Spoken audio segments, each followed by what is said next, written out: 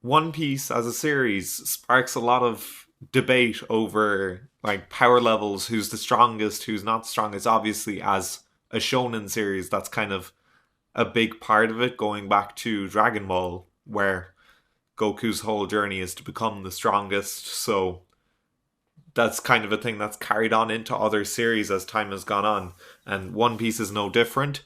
So today I'm going to go over who I think is the 10 strongest people in One Piece currently, and a couple of honorable mentions as well of who I don't think is quite there yet, but will be soon enough. So if you like One Piece videos, first off, consider subscribing. You get more videos. I get dopamine. It's a good transaction. And we'll jump right into it. So starting off, I'll just give the honorable mentions of who I think are just off of the top 10, but will be there soon enough. So I'm not going to like go into their feats or anything, but it's Zoro, Kid, and Law are the three who I think are like 11, 12, and 13. Not in any order there. I haven't bothered to order them because it would take actually going into feats to do that. Um, but yeah, so those are my honorable mentions, and we'll jump right in with number 10. So I think the 10th strongest person in One Piece currently is Benckman. He's Shanks' first commander. He's been said to be on Shanks' level. Shanks' crew has already been stated that they're the Yonko crew with the highest average bounty in the series. So we know that he probably has the highest bounty of any non-Yonko character in the series. And then on top of that, he's also been stated to be on Shanks' level. And during the East Blue saga, he was the smartest person in the East Blue. So we can assume that minus like Vegapunk and maybe some of the other members of Mads, he's probably one of the strongest or one of the smartest characters in the series. And then on top of that, Kazuru, one of the OG3 admirals, surrendered at Marineford when he saw that Benckman was pointing his pistol at him. So obviously he has some kind of a reputation of being very strong. So for that reason, I believe Benckman is the 10th strongest person in the One Piece world at the moment. So at number 9, we have Kizuru, the first of the 3 admirals that will be on this list.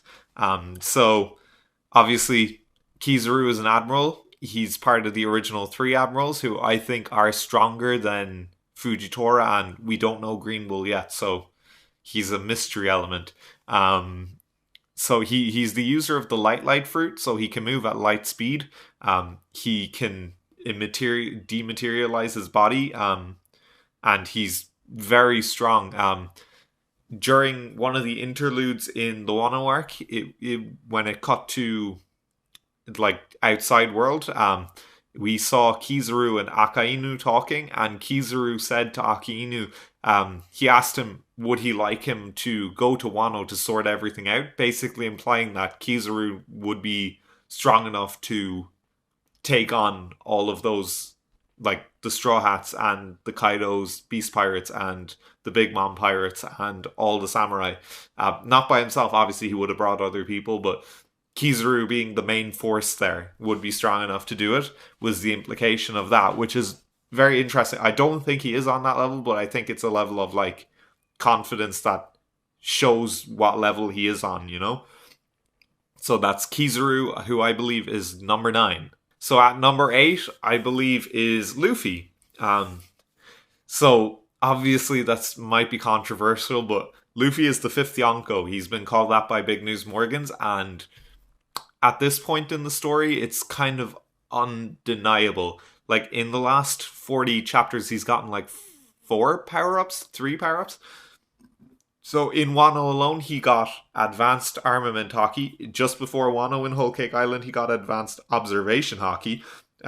During Roof Piece, he's gotten advanced conqueror's haki. So he has all 3 forms of haki advanced. He's been going toe to toe with Kaido. Obviously, Kaido's been weakened down by fighting other people as well, but for the main part, Luffy has been doing the brunt of the work against him. So that does stand to him. He recently awakened his devil fruit, which we found out wasn't actually the Goma Goma no Mi. It's actually the Hita Hita no Mi model Nika, which has been stated by the Gorosei to have the most ridiculous power ever.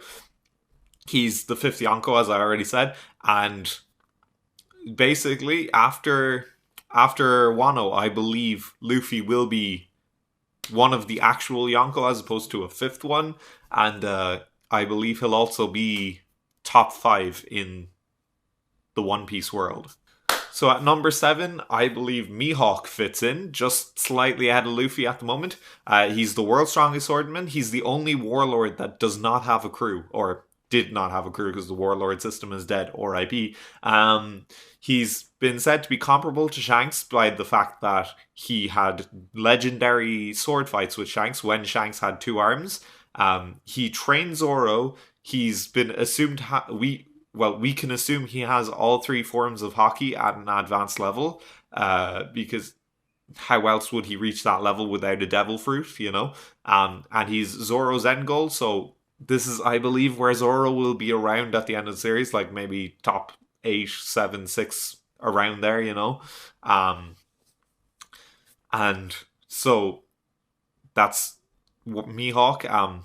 Obviously, we can't scale him currently because he refused to fight Shanks because Shanks only has 1 arm now. He basically hasn't tried in any situation we've seen. Our basic only scaling for him is in Marineford when he took a single swipe at Whitebeard just to gauge the gap between them, and in the Baratie arc when he fought Zoro. Those are basically our only scaling feats, and neither of them is really something you can use to scale at the top level. So I'm putting him around 7. That's where I think he's in the realm of, but we'll see as time goes on. So at 6, I believe Akainu fits in. Yeah, people may have figured out who's next based off of that, and leave a comment below if you agree or disagree. Akainu is the fleet admiral. He has been stated to have the most powerful offensive devil fruit in the series with the Mago Mago no Mi. He's been highly durable. He tanked multiple hits from Whitebeard with the Gura Gura no Mi, like when Whitebeard crushed his face with it. He's the only top tier combatant to have been confirmed to beat another top tier combatant in a pure 1v1 fight, meaning that he was able to beat someone else on the list when no one else has done anything like that, or has been confirmed to do anything like that. And it took 10 days and scarred him a lot, but he still got the win. But yeah, Akainu is being set up as like maybe an endgame threat. Like, we can assume that the Straw Hats will come up against the world governments with the Revolutionary Army, and Akainu will either go up against Sabo or Luffy, depending on if Eam is actually a fighter or not. That will decide who Akainu fights, I believe, and it's going to basically determine the end of the series. So that's why I believe Akainu is number 6 in the series. At number 5, we have Aokiji. I know that's a bit controversial because, as mentioned, he's the only top tier combatant to have actually lost to another one. He lost to Akainu, who I put at number 6. I know, controversial, but hear me out. He's a former admiral. He's possibly undercover. We actually, like, I really do believe the theory that Aokiji and Akainu didn't like fight all out, but Aokiji had to lose to make it look convincing, but he's actually with Sword, which is a secret part of the Marines. That's what I believe. I believe he's actually an undercover working with Blackbeard, but he's actually still a Marine, but working with Sword, so it's out of the purview of the World Dragons, the Tenryubito. So that's what I believe happened. He has an extremely powerful devil fruit. His ice fruit is just, there's no words to describe it. It's an extremely powerful fruit. It's not obviously the most offensive devil fruit or anything, but I think that the only reason he would have lost to Akainu is because of the fact that magma is the like natural opposite. Same way that like Luffy was able to beat Enel because rubber is the natural opposite of lightning. I believe that's the same kind of situation where with Aokiji and Akainu, where Aokiji is overall stronger, and that's how he lasted 10 days in the fight. But because of the fact that the natural opposite comes into effect, he was at such a disadvantage by that he lost, even though he is overall a more powerful person, if that makes sense. So that's why I'm putting Aokiji at number 5 and Akainu at number 6. So we're getting into Yonko territory now. So at number 4, I've put Blackbeard. Obviously a Yonko. He's the only person in the series with 2 devil fruits. He has the devil fruit that's been stated of being capable of destroying the world, and the one that is said to be the most unique among Logias, the darkness fruit, the Ami Ami no Mi. Obviously, the Gura no Mi he stole from Whitebeard is insanely powerful, as stated today. It can destroy the world if used properly, and then the Ami Ami no Mi is able to strip the devil fruit powers of other people. So when he's physically touching them, it should be stated. So we don't know the upper limit of that ability. If that's kind of based off the hockey levels, where if someone has strong enough hockey, they're able to still use their devil fruits, or what the story is. But as far as we know, there is no upper limit to it.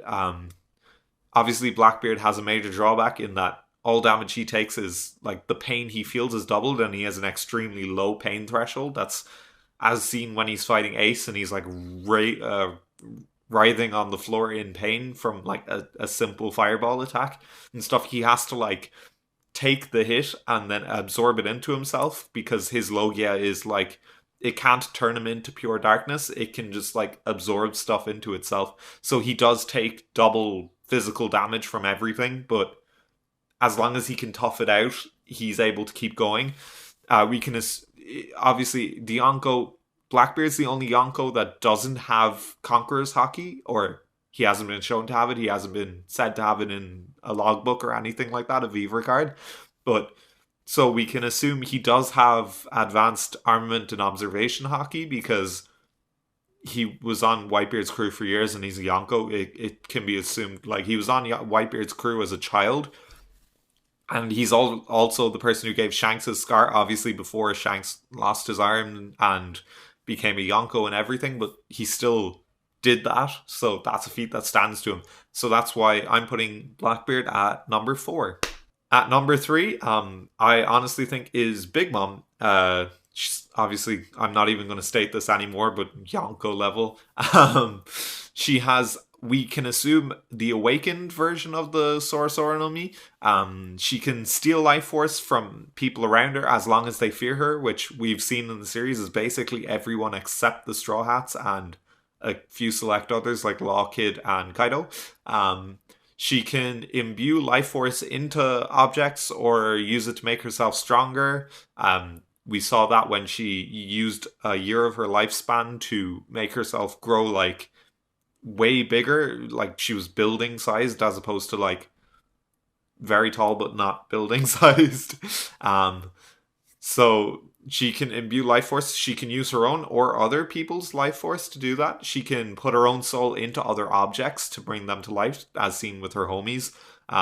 She's the most durable character in the series as far as we're aware. That was displayed in Whole Cake Island when she scraped her knee. All she got in Whole Cake Island was a scraped knee from an assassination attempt. She has the advanced forms of all hockey. We know that for a fact. And she's extremely physically strong. Even as a child, she was able to destroy an entire Elbaf village. So she's just starting from a way higher level than everyone else. Also, she was on the Rock's crew, which stands to her. So that's Big Mom at number 3. At number 2, I'm putting Kaido. He has the mythological zone, the Ue Ue no Mi, which is the fish fruit model Seiryu, which turns him into a dragon, which gives him insane levels of power as a dragon. He has Boro breath and wind sides and all these other things, and he has just the zone base type regenerative abilities. He's more durable and more regenerative as a result of it. He's been stated to be the strongest creature on land, air, or sea. We haven't seen his awakening as far as we're aware, but I mean, he's Kaido. He probably is awakened. I think, personally, my headcanon is that Luffy's going to knock him down and he's going to get back up and start using his awakening in the next couple of chapters. It's been stated that in a 1v1 you should always bet on Kaido. The only reason Luffy is standing up to him now is because obviously he's fought like a bunch of people before him, including like Yamato. Obviously during Roof Peace, he fought Kid, Law, Luffy, Killer, and Zoro at the same time. He fought the Scabbards. He's fought a lot of people. He's the ruler of Wano, so he has entire power over Wano country, the samurai and stuff at the moment. And he has a massive crew as well, and King, Queen, and Jack and the Toby Rappo all serve under him. As far as we've seen so far, the only people who have actually managed to do damage to Kaido have been advanced hockey users, specifically Conqueror's Haki. Zoro and Noden, both as sword wielders, used advanced Conquerors to scar him, and Luffy is imbuing everything as far as we know with advanced Conquerors, except in the recent chapters with his awakening, we don't know if he's imbuing it with Conqueror's Haki or if he's just able to damage him with that, but also most ridiculous power ever, so we can assume that it kind of bypasses a lot of rules that other things have in front of them. So that's why I'm putting Kaido at number 2. So at number 1, we have Shanks. Obviously a Yonko. This might be a bit controversial. So as far as we know, he's the strongest hockey user in the series, just full stop. He's had duels with Mihawk when he had 2 arms, and after losing an arm, he became a Yonko, so we can assume he's stronger than he was when he fought Mihawk. He's clashed with Whitebeard, like Sword to Basenta with only 1 arm, split the sky using their advanced Conqueror's Haki. He stopped Kaido and King from going to Marineford, just by pulling up on them. We can assume they didn't actually fight because they were just like, we don't want to fight you. He ended the Marineford War just by showing up with his crew. He's Luffy's idol. He was on the Roger Pirates crew. Just all of these things. We can assume he knows the true history of the world and everything as well because of the fact that he was on Roger's crew. Rayleigh or Roger or one of the others probably told him what they found on Laugh-Tale. So we can assume something there as well. And there's a major theory that he's also a celestial dragon, which I'll wait to see. The Reverie appearance by him to talk to the Gorosei definitely hints towards something like that, but we'll have to wait and see. So that's why I'm putting Shanks at number 1. He just has the biggest list of portrayal feats that we've seen in the series. And comment down below if you think someone else should be there. So that's the end of the video. Just I feel like I should acknowledge it. I didn't put Dragon on the list because we literally don't have any portrayal feats for him besides being the most wanted criminal in the world. We don't know anything about him besides the fact that he leads the revolutionaries. We don't know how strong he is. He could just be like a charismatic leader and everyone else around him is like amassing the power. We just don't know anything about him. We don't know anything about Eam either, so I'm not putting him on there. Obviously not counting Rox and Roger because they're probably both dead. Well, Roger is dead. Rox is probably also dead. Whitebeard as well. Same deal. So that's why I didn't include them in the list, even though I would have. I might do another list next week where I go through just strongest of all time who are, alive or dead and who I think they might be. But for now, thanks for watching. If you enjoyed, please consider dropping a like. If you disagree with the list and have a different list, leave it in the comment down below. If you want more One Piece content, subscribe. Weekly chapter reviews and weekly videos, hopefully going forward. Just hardest moment because I have exams going on. Yeah, subscribe for more content. You get more content. As I said, I get more dopamine. And I'll see you next time. Peace.